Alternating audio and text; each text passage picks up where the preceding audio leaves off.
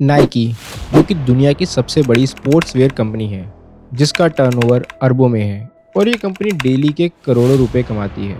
आज वर्ल्ड के best athlete Nike के स्पोर्ट्स वेयर पहनते हैं। लेकिन क्या आपको पता है कि नाइकी को बनाने वाला एक फेल एथलीट रह चुका है, जिसने इस बिजनेस की स्टार्टिंग अपनी गाड़ी की डिग्गी में जूते बेचकर करी है। ये कहानी है नाइकी के फाउंडर फिल नाइट की। तो चैनल को सब्सक्राइब करके वीडियो देखने के लिए तैयार हो जाओ। फिल नाइट का जन्म 1938 में पोर्टलैंड, अमेरिका में हुआ था। बचपन से ही फिल को दौड़ने का शौक था। वो बहुत तेज दौड़ा करते थे और उनका सपना था कि वो एक बहुत ही बड़े कामयाब एथलीट बने। स्कूल और कॉलेज में उन्होंने अपनी स्पीड पर बहुत काम किया। उन्होंने बहुत रेस जीती। उन्होंने पढ़ाई और अपने रनिंग का पूरा संतुलन बना के रखा था। 1962 में फिल ने अपनी MBA कंप्लीट कर ली थी, लेकिन अब भी उनका सपना रनिंग ही था। लेकिन एक दिन उनका ये सपना टूट गया। एक सुबह प्रैक्टिस करते हुए उन्हें रियलाइज हुआ कि रनिंग करके वो स्टेट लेवल के एथलीट तो बन गए, लेकिन वो कभी नेशनल और इंटरनेशनल लेवल के एथलीट नहीं बन पाएंगे। Sadly he was good but not great. वो अब 24 साल के हो चुके थे और अब रनिंग में इम्प्रूवमेंट का कोई स्कोप भी नहीं था। तो फिल ने भारी मन से अपने एथलेटिक करियर को एंड करने का फैसला लिया। उनका नेशनल लेवल एथलीट बनने का सपना टूट चुका था, लेकिन वो अब भी ऐसा कुछ करना चाहते थे जो उनको स्पोर्ट्स के करीब रखे। फिल को अपने रनिंग शूज से बहुत ज्यादा लगाव था, ठीक वैसे ही जैसे किसी भी रनर को अपने शूज से होगा। इसलिए फिल ने जूतों का बिजनेस करने का मन बना लिया था। फिल को याद था कि उन्होंने अपने MBA के दिनों में शूज के बिजनेस को लेकर काफी रिसर्च करी थी और उस दौरान उन्होंने ये पाया जापानीज कैमरा कंपनी ने कैसे अमेरिकन मार्केट में तहलका मचा दिया था, क्योंकि जापानीज कैमरा की क्वालिटी अच्छी थी और दाम बहुत कम थे। लेकिन क्या MBA की रिसर्च के बेसिस पर इतना बड़ा रिस्क लिया जा सकता था? लेकिन फिल के पास और कोई ऑप्शन भी तो नहीं था। तो उन्होंने डिसाइड किया कि वो जापान से टाइगर ब्रांड के शूज इंपोर्ट करेंगे और USA में बेचेंगे। टाइगर शूज को जापान की कंपनी ओनित्सुका बनाती थी। तो फिल ने अपनी सारी सेविंग्स कलेक्ट करी और जापान के लिए निकल गए। वो जापान पहुंच गए और ओनित्सुका के ऑफिस से अपॉइंटमेंट बुक कर ली। वो इस मीटिंग के लिए बहुत नर्वस थे। एक लड़का जो बहुत शाय हो और नेचर से इंट्रोवर्ट हो, उसके लिए इतनी बड़ी कंपनी से पार्टनरशिप की डील करना बहुत बड़ी बात थी। ओनित्सुका के एग्जीक्यूटिव ने फिल से उनकी कंपनी का नाम पूछा, तो उस पर पता नहीं क्यों फिल ने अपने रूम में टंगे नीले रंग के रिबन वाले मेडल को इमेजिन करा और कंपनी का नाम ब्लू रिबन स्पोर्ट्स कंपनी बता दिया। उस टाइम ब्लू रिबन नाम की कोई कंपनी नहीं थी, लेकिन एग्जीक्यूटिव्स को वो नाम बहुत पसंद आया। मीटिंग आगे बढ़ी और फिल ने अपने कॉलेज प्रोजेक्ट की रिसर्च को एग्जीक्यूटिव्स के सामने लाइन बाय लाइन समझाया और अंत में ओनित्सुका के एम्प्लॉय फिल से बहुत ज्यादा इम्प्रेस्ड हो चुके थे और वो चाहते थे कि ब्लू रिबन स्पोर्ट्स उनके टाइगर शूज को अमेरिका में बेचे। तो डील फाइनल हो गई। फिल ने उन्हें अपना एड्रेस दिया और कुछ ट्रेनिंग शूज के सैंपल उसके घर भेजने को कहा। फिल इतने खुश थे कि उन्होंने ओनित्सुका को एडवांस पैसे भी दे दिए थे। फिल अमेरिका वापस आ गए और सैंपल्स का वेट करने लगे। ऐसे ही 4 महीने बीत गए, लेकिन शूज के सैंपल अभी तक नहीं आए थे। फिल के लेटर के जवाब में ओनित्सुका ने कहा कि शूज जल्द ही डिस्पैच कर दिए जाएंगे, लेकिन असल में ऐसा कुछ नहीं हुआ। फिल ने अभी भी उम्मीद नहीं छोड़ी थी, लेकिन जीवन यापन के लिए फिल को पैसे चाहिए थे। इसलिए फिल ने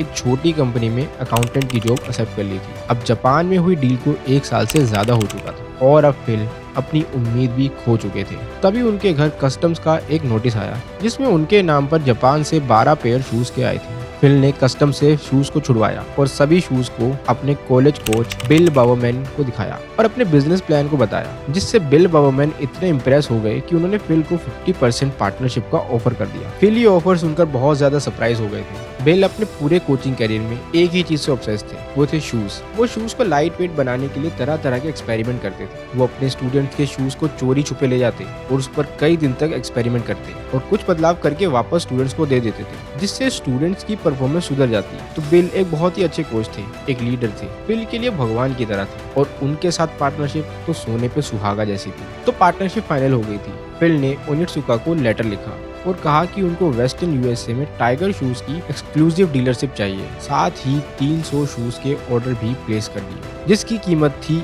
$1000। इस बार शूज सही टाइम पर आए और ब्लू रिबन शूज को एक्सक्लूसिव डीलरशिप भी मिल गई। फिल हमेशा से ऐसे ही मौके की तलाश में थे, तो फिल ने अपनी जॉब छोड़ दी सो दैट वो बिजनेस पर सही से फोकस कर सके। उन्होंने शूज को अपने पेरेंट्स के घर के बेसमेंट में रखा, जो कि ब्लू रिबन शूज का पहला ऑफिस भी था। अब टाइम था शूज बेचने का, जिसके लिए फिल कई स्पोर्ट्स शॉप पर गए, लेकिन सभी ने टाइगर शूज बेचने से मना कर दिया और फिल के पास इतने पैसे नहीं थे कि वो अपनी खुद की शॉप खोल सके। तो उन्हें एक आइडिया आया। उन्होंने अपनी कार की डिग्गी में शूज भरे और कार लेकर ऐसी जगह पहुंच गए जहां किसी भी तरह का कोई भी एथलेटिक कंपटीशन हो रहा हो। वो वहां कोच, एथलीट और दर्शकों से बात करते और अपने शूज की खासियत समझाते। फिल ने पहले भी सेल्स जॉब करी थी, लेकिन वो उसमें कभी कामयाब नहीं हुए। लेकिन इस बार के रिस्पॉन्स से फिल काफी शॉक थे। उनके शूज गोली की तरह बिक रहे थे। वो खुद एक एथलीट रह चुके हैं, तो वो उनकी प्रॉब्लम्स को अच्छे से जानते थे। इसलिए वो अपनी बातों से लोगों को अच्छे से समझा सकते थे कि टाइगर शूज उनके लिए इतने अच्छे कैसे हैं। 2 महीनों में उन्होंने सभी 300 शूज बेच दिए और 900 शूज का नया ऑर्डर प्लेस कर दिया। लेकिन दिक्कत ये थी कि शूज बेचकर अर्निंग सिर्फ $2000 की हुई थी और ऑर्डर के लिए $3000 की जरूरत थी, जिसके लिए फिल ने बैंक से लोन लिया। अब फिल अपनी लाइफ में बहुत खुश थे। वो अपनी पसंद का काम कर रहे थे। उनके साथ बिल बॉवर्मैन जैसे ट्रस्टेड पार्टनर थे। इन शॉर्ट, उनका टाइम बहुत अच्छे से कट रहा था। लेकिन अभी इस कहानी में एक बड़ा ट्विस्ट आना बाकी था। एक दिन एक रेसलिंग कोच का लेटर फिल को मिला, जिसमें ये लिखा था कि ओनित्सुका ने टाइगर शूज का एक्सक्लूसिव डीलरशिप उन्हें दिया है, तो फिल टाइगर शूज को अमेरिका में नहीं बेच सकते और उन्हें अपना बिजनेस बंद करना पड़ेगा। इसके बाद फिल ने ओनित्सुका को क्लैरिफिकेशन के लिए लेटर लिखा, लेकिन उसका उन्हें कोई जवाब नहीं मिला। तो फिल ने डिसाइड किया कि वो जापान जाकर ओनित्सुका से बात करेंगे। उन्होंने ब्लू रिबन शूज की सेल्स और फ्यूचर प्लान बताए और अगले ही दिन कंपनी के ओनर मिस्टर ओनित्सुका से मिले। मिस्टर ओनित्सुका ने फिल पर ट्रस्ट कर लिया था और फिल को वेस्टर्न यूएसए की डिस्ट्रीब्यूशनशिप दे दी थी। ब्लू रिबन शूज बहुत अच्छा काम कर रही थी और कुछ ही टाइम में $8000 की सेल्स भी अचीव कर ली थी, वो भी बिजनेस स्टार्ट करने के 1 साल के अंदर। फिल ने एक सेल्समैन हायर किया जिसका नाम था जेफ जॉनसन, जिसे बिजनेस को दूसरे शहरों तक बढ़ाया जा सके। फिल की तरह जेफ भी एक एथलीट रह चुके थे और जेफ भी इस काम के लिए काफी पैशनेट थे, जिसका रिजल्ट ये था कि दूसरे साल में ब्लू रिबन शूज की सेल $16000 हो गई।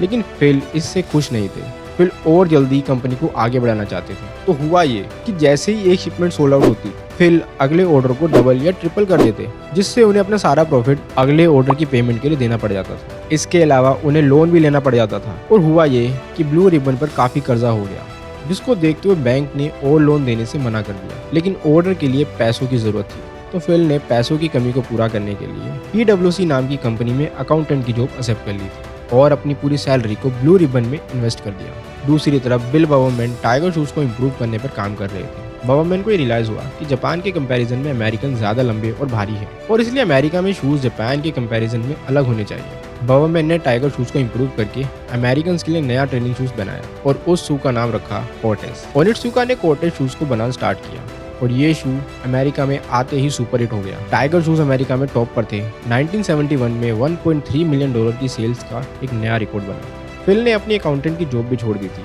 और फुल टाइम ब्लू रिबन को ज्वाइन कर लिया।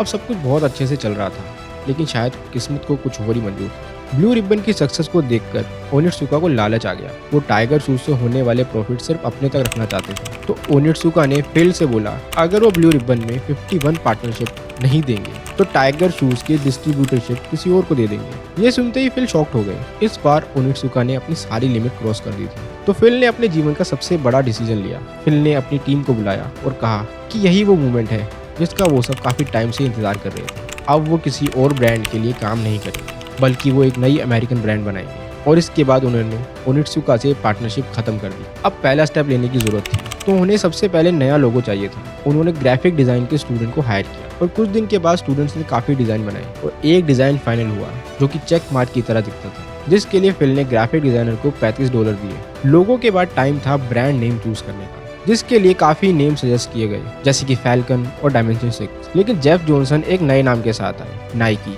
ये नाम उन्होंने अपने सपने में देखा था, जो कि ग्रीक गोडेस का नाम है। फिल और बाकी सभी को ये नाम बहुत पसंद आया और ये नाम फाइनल हो गया था। इसके बाद फिल ने एक मैन्युफैक्चरर को शूज बनाने का काम दिया। नाइकी ने शूज के डिजाइन भेजे और शूज की मैन्युफैक्चरिंग चालू हो गई। फाइनली 30 मई 1971 को नाइकी ब्रांड के शूज ऑफिशियली अमेरिका और पूरे वर्ल्ड में लॉन्च हो गए। लेकिन आज की तरह नाइकी को तब कोई नहीं जानता था और मार्केट में बहुत से ब्रांड से कंपटीशन भी था, जैसे कि पूमा, एडिडास और टाइगर शूज, जो नाइकी को आराम से क्रश कर सकते थे। इसलिए फिल ने एक अलग स्ट्रेटजी से नाइकी की मार्केटिंग करी। 1970 में किसी भी बड़े ब्रांड ने इस तरह की मार्केटिंग को कभी यूज नहीं किया था। फिल ने नोटिस किया था कि लोग उस ब्रांड के शूज ज्यादा प्रीफर करते हैं जो किसी फेमस एथलीट ने पहने हो। इसलिए नाइकी ने स्टीव प्रोफेंटेन से नाइकी को प्रमोट करने के लिए एनुअली $5000 में डील साइन करी और नाइकी पहला ब्रांड बन गया जिसने एथलेटिक ब्रांड एंडोर्समेंट की मार्केटिंग स्ट्रेटजी यूज करी थी। फिल की दूसरी सबसे बड़ी स्ट्रैटेजी थी अपनी सेल्स टीम को सेलेक्ट करना। नाइकी ने हमेशा ऐसे लोगों को सेल्स के लिए सेलेक्ट किया जो खुद एथलीट रह चुके हैं, एथलेटिक के लिए पैशन रखते हैं, जिसका मतलब था कि सेल्स टीम एथलीट्स की प्रॉब्लम को समझ सकती थी और शूज को इम्प्रूव करने में हेल्प कर सकती थी। 1980 तक नाइकी एक बहुत बड़ी कंपनी बन चुकी थी, जिसके पास 2700 एम्प्लॉइज थे और $270 मिलियन की रिकॉर्ड सेल भी कर चुकी थी। फिल ने फाइनली एक बड़ी कंपनी बना दी, लेकिन तभी एक कंपनी ने आकर नाइकी की जड़ें हिला दी। इस नई कंपनी का नाम था रीबॉक। नाइकी का मेन फोकस स्पोर्ट्स के लिए अच्छे शूज बनाना था। उन्होंने लुक्स और स्टाइल पर इतना ध्यान नहीं दिया। लेकिन 1980 में फैशन ट्रेंड में एक बदलाव आया। अब किसी को भी पुराने प्लेन शूज नहीं पसंद थे, वो परफॉर्मेंस के साथ साथ स्टाइल भी चाहते थे और रीबॉक ने उन्हें यही दिया। 1986 आते आते नाइकी को बहुत लॉस उठाना पड़ा। अब नाइकी सबसे बड़ी कंपनी नहीं थी, ये जगह अब रीबॉक ने हासिल कर ली थी। नाइकी को मार्केट में बने रहने के लिए कुछ जादू ही करना था और इसके लिए नाइकी ने एक मैजिकल बास्केटबॉल प्लेयर को चुना, माइकल जॉर्डन। उस टाइम माइकल जॉर्डन उभरते हुए प्लेयर थे और फिल को पता था कि एक दिन माइकल बहुत मशहूर प्लेयर बनेंगे। नाइकी ने माइकल जॉर्डन को ब्रांड एम्बेसडर चुन लिया था। साथ ही नाइकी ने एक बास्केटबॉल स्नीकर लॉन्च किया जिसका नाम रखा एयर जॉर्डन। एयर जॉर्डन रातों रात हिट हो गए और पूरी दुनिया में स्नीकर कल्चर को नाइकी ने ही चलाया। साथ ही माइकल जॉर्डन का हर गेम में इसे पहनना एक बहुत अच्छी मार्केटिंग स्ट्रेटेजी साबित हुई। नाइकी ने $100 मिलियन के एयर जॉर्डन बेचे, वो भी लॉन्च के 1 साल के अंदर। और फाइनली नाइकी ने रीबॉक को पछाड़ दिया। 1990 तक नाइकी एक ग्लोबल ब्रांड बन चुका था। फिल और नाइकी की ये जर्नी बहुत ही रोमांचक रही है। फिल ने अपनी बुक शू डॉग में लिखा है कि सबको आपके आइडिया को क्रेजी कहने दो, बस अपने टारगेट की तरफ बढ़ते रहो, रुकना नहीं।